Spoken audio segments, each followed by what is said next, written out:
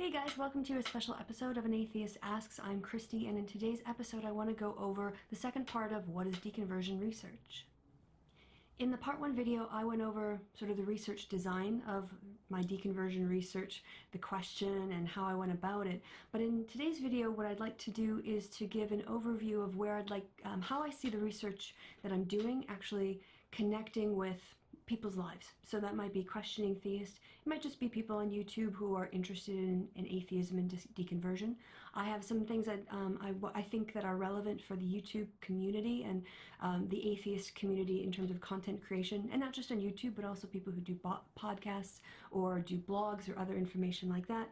And I think in the long term, I hope this research will also help people whose family members have had someone who have come out as atheist, and they can use this research to help them understand the process that their loved one has gone through.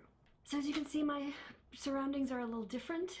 Greetings from Dundee in Scotland, where I have been working with my colleague doing research using focus groups, and we've been talking to people here in Dundee about the Scottish referendum and the knock-on, like what's happened since. It's been a lot of fun. It's really tiring though. We did 5 groups over the weekend, and so I'm maybe a little bit drained, but I wrote the notes for this video sort of in the breaks yesterday and then this morning over some cups of tea, because I'm taking the morning off, having worked all weekend. And I just got so excited about the content that I didn't want to wait. I wanted to record it right away. So even though I'm a little bit tired, I'm highly enthusiastic, so I just thought, let's get going. And so yeah, let's get going. The research that I'm doing, I see it actually falling into 2 phases. And in this video, I will attempt also to put up a PowerPoint slide that I'm working from, so you guys can pause the video and have a look at my notes before I continue. So how about I do that right now?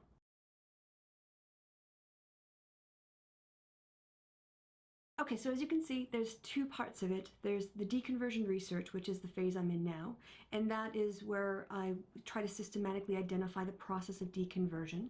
And I've done the data collection. I will do the pilot study and then work up to a much bigger study. That, all of the findings of that should then lead into what I'm calling the deconversion resource. And that's a website that I'd like to create in the autumn, maybe the winter of 2015. My research time is pretty well taken up between now and through the summer of next year already. So the earliest opportunity I could reasonably get going on this and actually follow through with a commitment would be either in the autumn or in the winter of 2015. And the aim for that website is to have content or collect content that already exists that addresses the intellectual needs of questioning theists. So all of those points in the intellectual renaissance that I pointed out in my 200 sub bonus video on deconversion would thematize the content, or the website, and the kind of content that would be put on it. I would also want to produce content that would be aimed at learning and entertainment, and that would be just doing more on the deconversion process, getting people familiar with the idea that people don't just get angry at God and become atheists, that it's a very deep and sometimes a very long and often, you know, a deeply thoughtful, reflective, and agonizing process. A third aim for this website is to just provide support and to promote atheist content creators, whether that's on YouTube, podcasts, blogs, or anything else. Again, thematized around the things that questioning theists need to answer questions and to help them find their way on their path.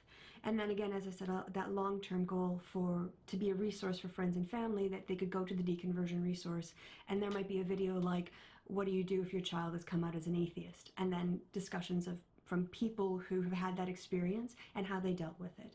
And also for learning what is the deconversion process. What has your son or daughter or brother or sister or mom or dad gone through by the time they've told you they're an atheist? What are some of their experiences? And that way the onus wouldn't fall just upon the person who's coming out as an atheist to defend themselves and justify their decision.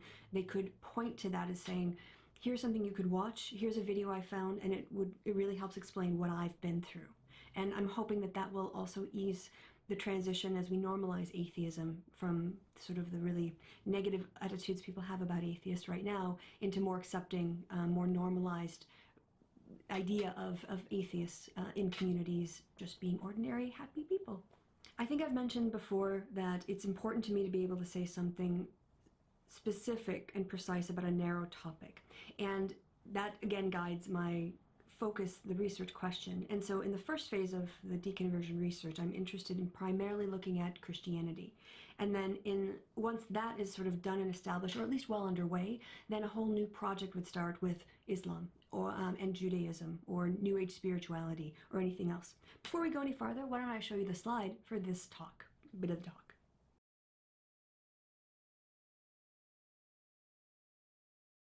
Okay, so you already see I already did the first point.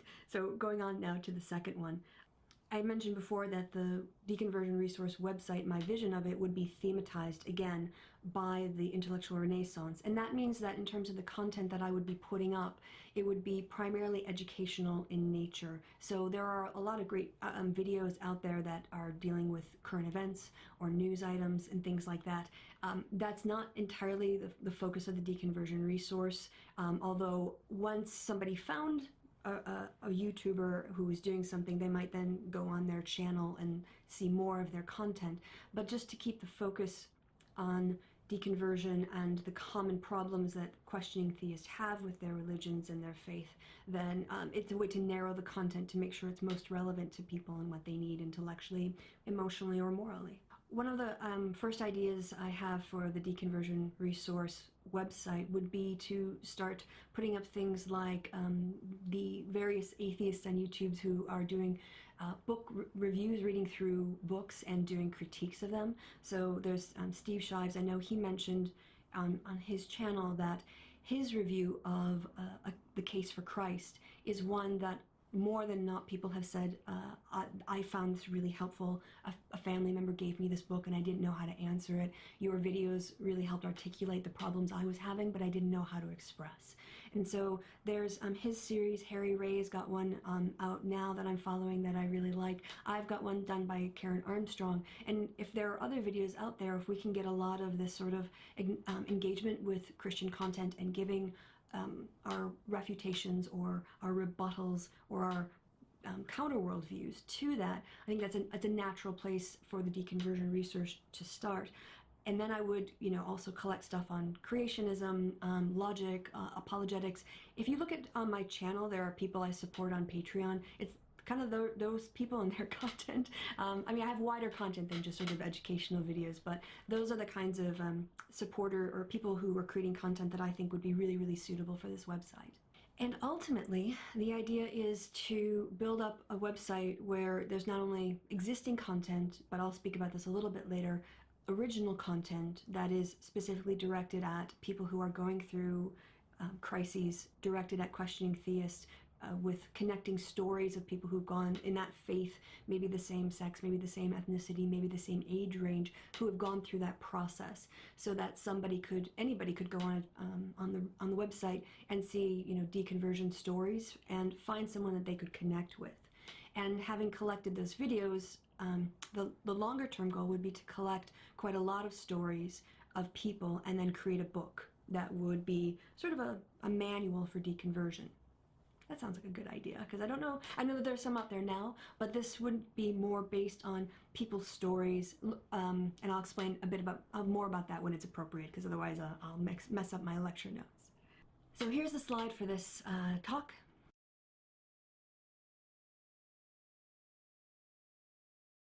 Coming from a qualitative perspective, I was trained in quants, and I know how to do survey analysis and conduct surveys and analyze survey data. But I think when it comes to deconversion from religion, stories are really important, because if you are alone or feel like you're alone, then it really helps to find someone that you can connect with who's gone through something similar that you recognize, and then that really eliminates that feeling of being other and weird and somehow maybe broken or defective. And the reason why I want lots and lots of stories by denomination, by sex, by ethnicity, by region, by age, is because faith communities have their own discourses. So I, for instance, was raised as a Catholic, and the idea of speaking in tongues or all this sort of stuff, when I see videos, it just looks so bizarre to me. So if somebody was telling me a story about their deconversion experience, and a lot of it was focused on those kinds of practices where you get speaking in tongues and the Holy Spirit coming into the room, I really just couldn't relate to that at all, because that has nothing to do with what I experienced and my deconversion. But I have heard stories of women who were Catholic who also had the same sorts of problems, either with divorce and the consequences of divorce, especially on women, in attitudes within the Catholic communities, or problems with other aspects of Catholicism. Those people I get. And the more diversity we have in the stories, in the people telling the stories and the experiences of those, then the more likely we are to have an opportunity to connect with different kinds of people. So that's why I'm focusing on these deconversion stories, to both humanize the face of it so that people see, you know, that it's the normalizing atheism part of it, coming out as an atheist and being comfortable as an atheist, and to make sure that those stories can be recognized by a lot of people. So here's a slide for this one. I've touched on it a little bit in the last bit of talking that I did.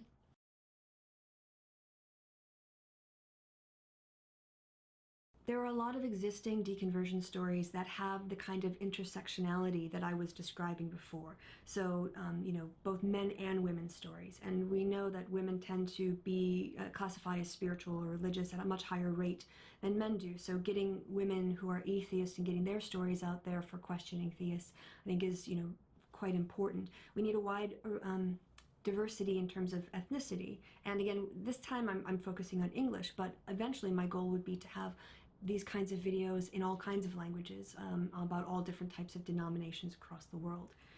There's an importance in having a wide range of ages because people will recognize if they're a teenager and have talk about high school and high school concerns and going to college and classes and other concerns, that will help people of that age range connect to the person's stories much more easily than I could do.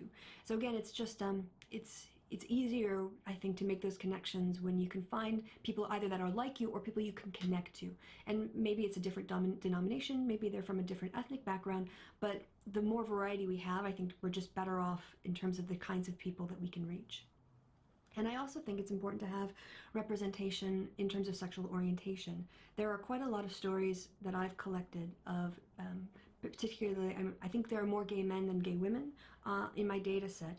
But the story, there's one person in particular whose story sticks out in my mind because it kind of broke my heart. He discussed, he's a younger man, probably like in his early 20s, and it was, I think, on a coming out as an atheist story. I'm not going to give more information because at the time of the video he was still closeted, which is part of why the story is so poignant. Basically, he told his mom that he was gay. And when she found out he was gay, she told him, it's okay because God made you that way. So it's not like, you know, it's not your fault for being gay and I still love you and it's not a problem. When she said that, he then felt really uncomfortable trying to explain that he was also an atheist because the one thing that really helped his mom accept him coming out of the closet as a gay man was her belief that God had made him that way. And so he didn't have the heart to then tell her he was an atheist. So he'd come out to his mother that he was gay, but he was still closeted to her that he was an atheist. That's why I think it's really important to get these dimensions of intersectionality in the stories, because that just, even though that's not my experience, I can understand where a lot of people might find themselves in those situations. And I can tell that story, but I can't have the kind of impact that the person who lived that story can have. And that's why I think a wide diversity is really the way to go, and that's why it's an important value of mine in this research agenda. Next slide.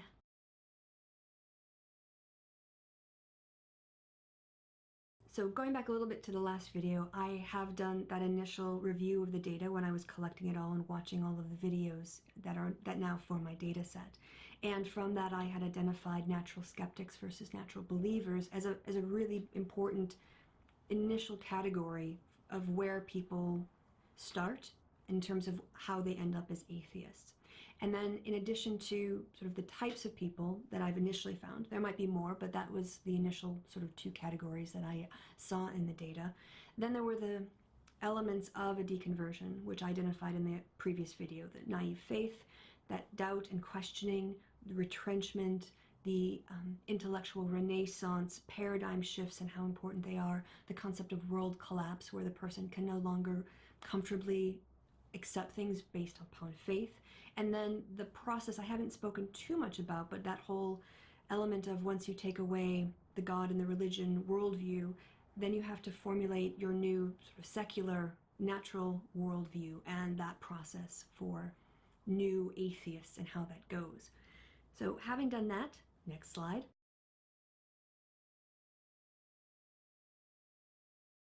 I would like to further refine and develop this theory of deconversion. I want to use the pilot study I'll be doing hopefully between now and the end of the year, early January, to further develop the preliminary concepts and theoretical constructs that I have identified. I want to then take some time doing that analysis, writing it up and preparing it, and present a video in the spring of 2015 on the pilot study and my results. And then I also want to look at the topics more, identify very clearly the topics upon which deconversion turns. And I've identified a few of those already, such as creationism being refuted by the theory of evolution and all the overwhelming evidence for it, biblical inerrancy and how that can be refuted by textual criticism, theodicy, the problem of evil, which often comes up in deconversion stories as a problem people have maintaining their faith, apologists and having their arguments refuted, these things. And I also want to map what exists in terms of atheist content, in particular on YouTube, because that's where I'm working mostly, but also with podcasts and blogs and other things, and map content that is currently available onto those topics. That would be the preliminary stage of preparing for the Deconversion Resource website. Next slide.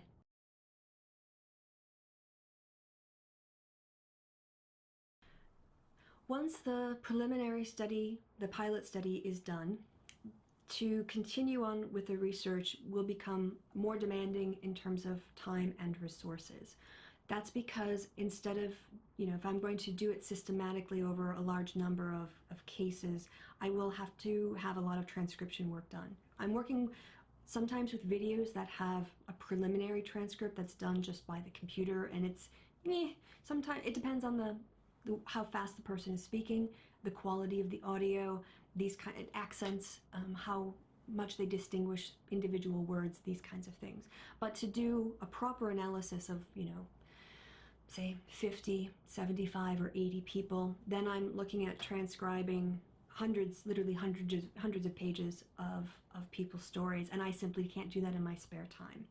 So I will need both the time and the resources to do that systematically. I would also like to be able to do this in a way that would allow me to access journal articles and do it on a professional level. So I am very fortunate that in my work I can set my own research agenda. Currently I am taking the weekend off. I'm in Scotland doing field research on British politics, because I'm an American living in Germany who is obsessed with British politics. Kind of weird, but that's how it goes. And after the 2015 election, the next thing on my research agenda is to do more sociological rather than political investigations, maybe social psychology. Haven't quite pegged where this is going to fit yet. But my aim now for the larger research project is to raise money in order to buy out, maybe let's say right now around 30% of my total work time it can be devoted to research, and I want to buy out maybe 10% of that 30% or 15% of that 30% over a 2-year period, with the idea being that I would then be able to use NVivo at work and do the hard coding and prepare all of this material for peer review and publish it in journals.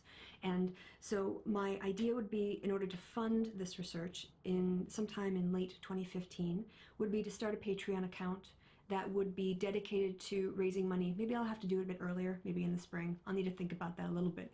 But start a Patreon account that would be dedicated to buying out my time so that I could do this professionally, do this at my job.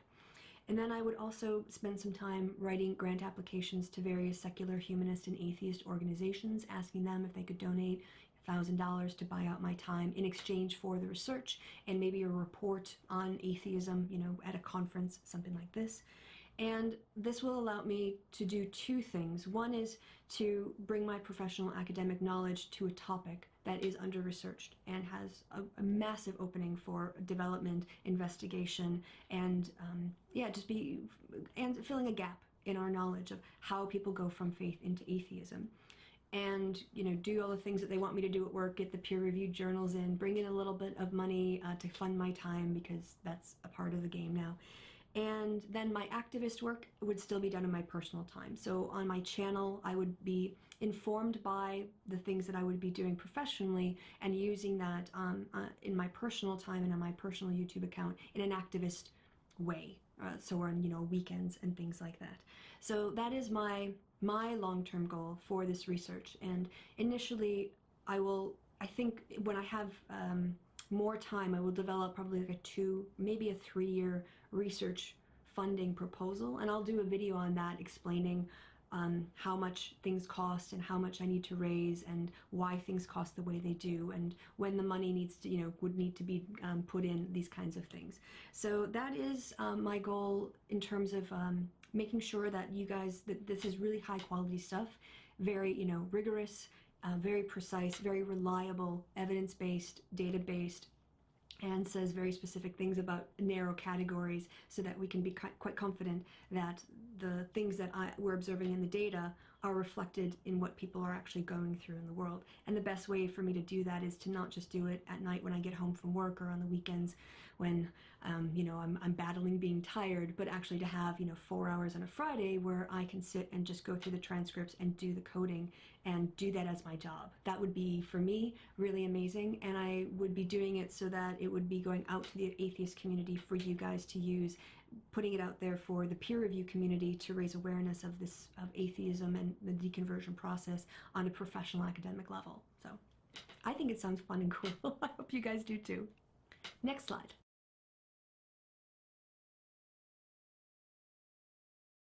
So again, with big blue sky thinking, the main waves of this, we've kind of discussed the first two, and I want to discuss the last one now. So first is the deconversion research that will feed into the deconversion resource website, and that will build on existing content informed by the research that I've done in order to really target questioning theists and people who find this stuff interesting, atheist activists who want to learn more about deconversion, YouTube creators who think that their content should be, put up, is relevant to one of the topics and want to add it as a video resource for people to use. Part 2 of that, this long-term blue sky thinking would be to start producing professional videos where we get people's deconversion stories and we start organizing it by, Baptists, Catholics, Methodists, Church of England, these kinds of denominations, where we have stories from people in all of these different denominations, different sexes, different ages, different backgrounds, different ethnicities, different incomes, different sexual orientations. As much diversity as we can get, ideally, would be phenomenal. And put those up there so that somebody who, like, say, for me as a Catholic, would be able to go on and hear deconversion stories all from Catholics. Now maybe I'll decide that that's kind of boring and I'll check out other people's videos, but at least it gives people a starting point. Or we could have women's deconversion stories or men's deconversion stories or teens deconversion stories. I don't 19, 18, no one under the age of 18 for sort of like legal, ethical reasons, and that's also why I don't share my deconversion data. It's on my channel, but it's hidden because some of the people on their videos, they might be under the age of 18, some of them are still closeted. So even though they're available on YouTube, if you wanted to go look for them, I hide them because for ethical reasons, I don't think that's right. It's kind of a tangent, but let me get back here. An example of the kind of thing that I would like to do is already been done by the Mormons. There are a whole video playlists of several dozen, I think, videos of people who were formerly Mormons talking about their experiences as being Mormon and leaving the Mormon church. I'll put a link in the D box below. You can see that playlist, and that would be very much what I would like to do for the deconversion website, is to have something like that, but by denomination or other demographics. I'm quite open to that. Then phase 3 of this would be to write books or pamphlets that would explain the deconversion process, like in general, and then have individual stories of people who've gone through deconversion, and within that, kind of denoting where they were in what phase, just maybe in the margins or something. And so people can see, reading, 7, 8, 10 stories, again, maybe from, Catholics who went through deconversion, that process. So that would be the long-term goal, would be a book series. Ultimately, that would come out of this research. That's my blue sky thinking. Ideally, the research would go from maybe 2015 to 2018, with the books coming out right near the end. And then the books would in part be royalties for me, because it would be all my time and effort putting some of that together. But a lot of it too, I'm quite dedicated to supporting atheism and donating part of the proceeds of any book sales back to secular causes that encourage people to deconvert, because that's the whole point of this, is to help people who rely on faith get more exposure to critical thinking, to facts, and to present them with an alternative and positive worldview that is based in truth and and enjoying this life. And I thank you guys for watching all the way to the end of the video. Thanks for listening, and please feel free to write comments, thoughts in the description or in the comments section below.